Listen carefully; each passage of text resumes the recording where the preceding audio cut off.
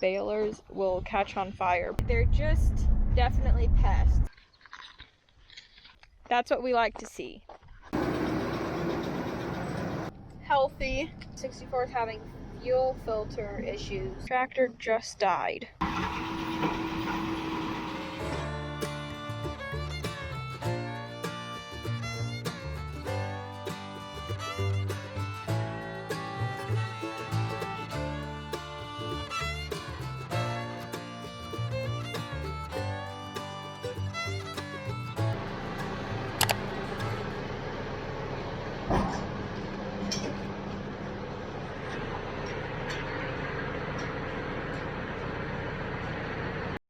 Good morning, everybody. So today we are going to be baling hay. Papa's actually headed out right now to rake it again before we bale it. One more time, we rake it twice, and just to make sure it is all dried out good, because if you have any wet hay in when you bale it up, it will spoil and it will not be good. So we got to make sure it's all dried, which it should be. And we got the baler out. So this is our baler. It is a John Deere 530. Yes, John Deere 530. And yeah, actually one of our really older videos was replacing the belts on this thing. So if you guys want to go watch one of our old videos, you can go watch that one. So we are going to make sure this thing is ready to go, which it should be. We're just making sure everything looks good on it. We do have our fire extinguisher because balers will catch on fire pretty easily. So you're dealing with hay, a bunch of hay, which is just really dry grass. So obviously that will catch on fire very easily. You have rubber belts.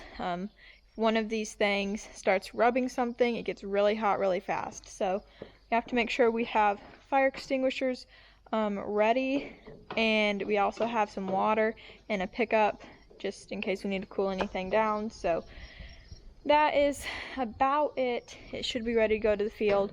I'll show you what it's looking like inside the cab. So this is the monitor for baling. We use the 6430, which is usually our cab loader tractor, but we take the loader off during the summertime. And it's our baling tractor. So this is the monitor. That's what that looks like. And that is what we're looking like. Alright, so the next job for today, we found 2 baby raccoons. They aren't tiny, they're definitely up and moving around, but they don't have a mama. We found them over at the barn.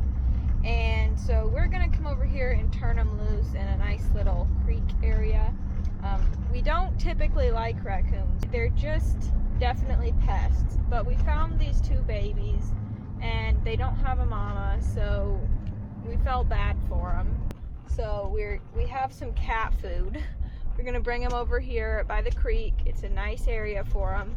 Give them some cat food and turn them loose and try to help these little guys out a little bit. Even though they're raccoons,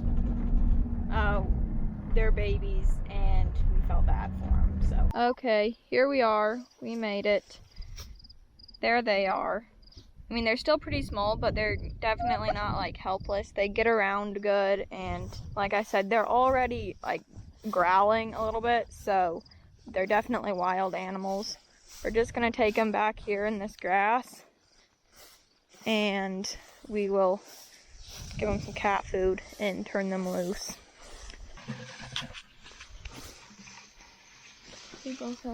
Yes.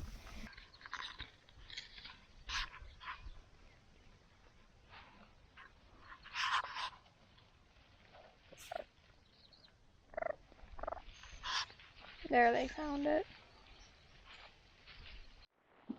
So we got them turned loose with some cat food, and they will get themselves figured out and get them a home down here in the creek where they should be, not in our barn. So I thought I would give you guys a little crop update here and then also answer a couple questions that we got about spraying on the corn.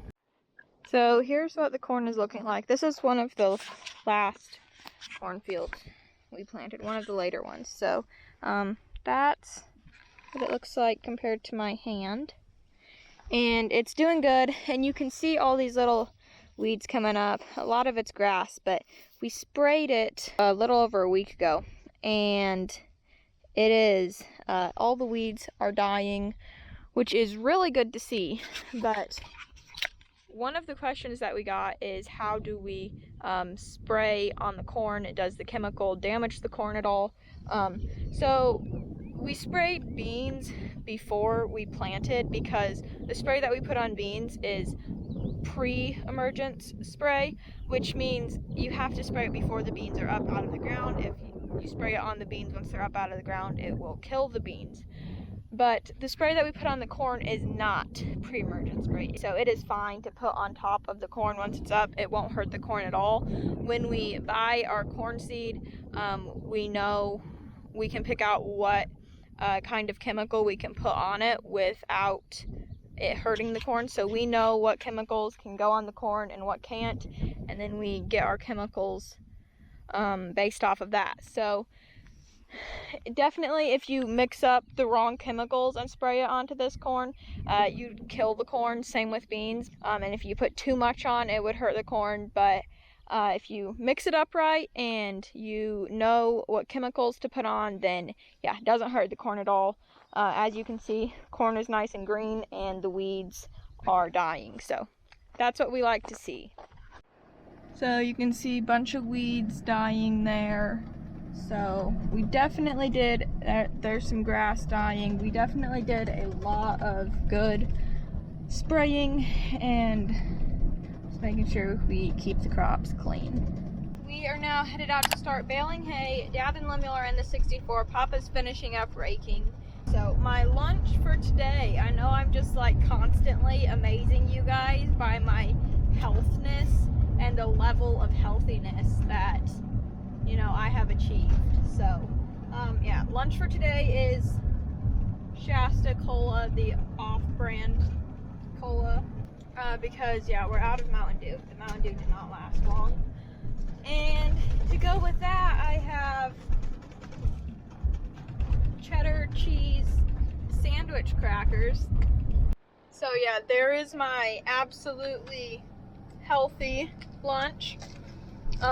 We're down here now, and Emma just parked right where Dad has to go with the baler. What are you doing, Emma? I'm such a good big sister. I'm always like so encouraging when Emma's driving, and yeah. Wouldn't you say, Emma? Yeah. Yes, so.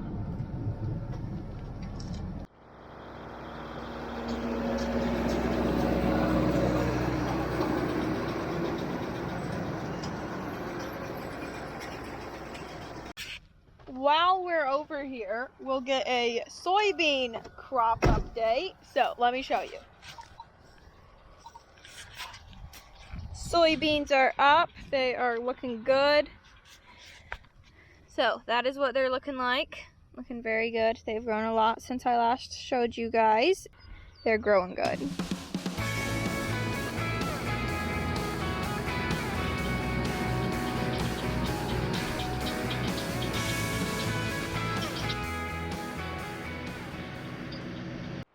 So bad news, everybody. 64 is having fuel filter issues. So we're gonna see if we have any fuel filters for it on hand, or else we might have to get some. So hopefully we can get it fixed. So there's 2 fuel filters on that tractor, and we have 1 on hand. So hopefully it'll fix it.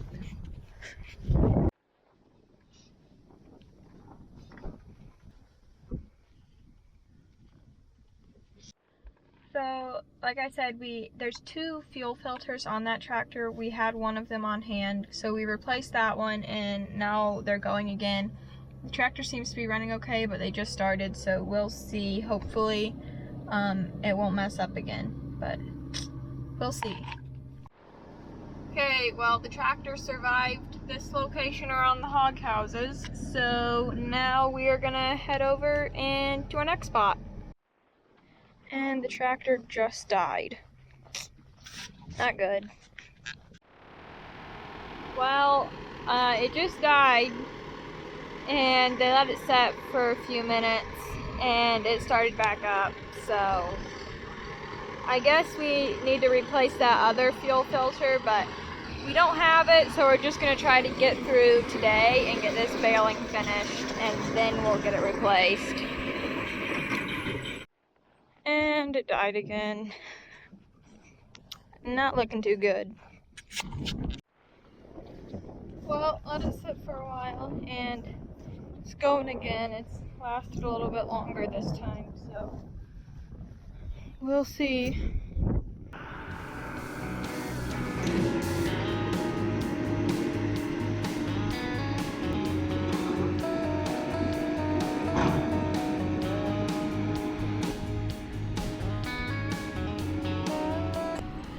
So the tadpoles have all hatched down at the pond, and the water's all black, and that is because of tadpoles everywhere.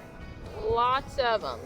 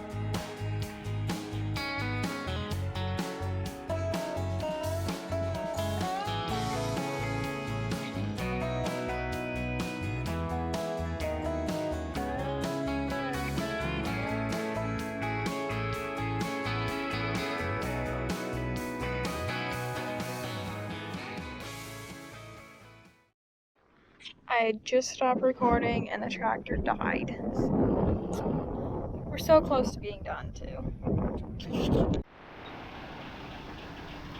Okay, we're on to our last spot. It's just this little grassy strip over here, and there's like one pass down and one pass back. Not much.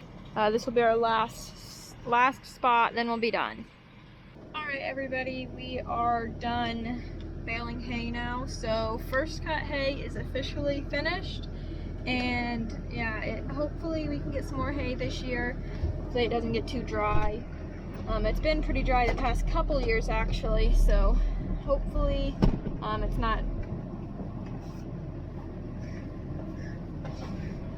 it's not too dry again this year. We did have a few little issues with the tractor and stuff, but we got it done, so that is all that matters. And I think that's going to be it for this video. I hope you guys enjoyed it. Thank you so much for watching, and we will see you next time.